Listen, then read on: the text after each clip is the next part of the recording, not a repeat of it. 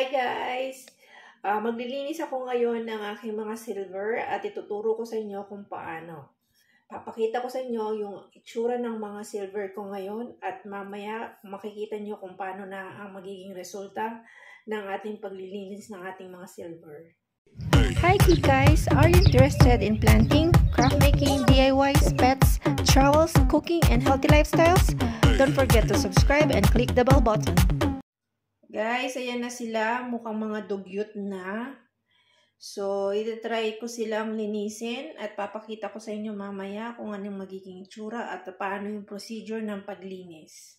Kailangan natin guys ng bowl plus ng aluminum foil. Yung mas makintab ang kailangan natin gamitin at ilagay lang natin siya ng ganito. Ayan. Maglagay tayo ng boiling water, as in boiling water, make sure boiling. Ayan. Then, maglagay tayo ng ating baking soda. Hindi baking powder, baking soda mga kaibigan. Ayan. Ayan yung ating baking soda. Then, ilagay na natin yung ating silver na madumi. At iwanan lang natin siya ng 10 to 15 minutes. At kung sobrang dumi pa niya, hanggang 30 minutes. So, yung iba, medyo okay na sila. Pwede nang hanguin. Tapos, yung iba, hayaan lang natin ng for about 10 minutes more. Ilagay natin sa soft cloth. Tapos, linisin lang natin ng konti.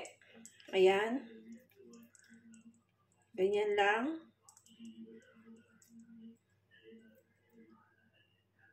Ayan. Sparkly clean na yung ating yung ating silver. Wala na siyang dugyot na dumi dyan. Thank you sa panonood. Don't forget to subscribe or follow. Thank you. Bye. Ayan na po yung ating nalinisan na mga silver kanina. Effective. Thanks for watching. God bless everyone.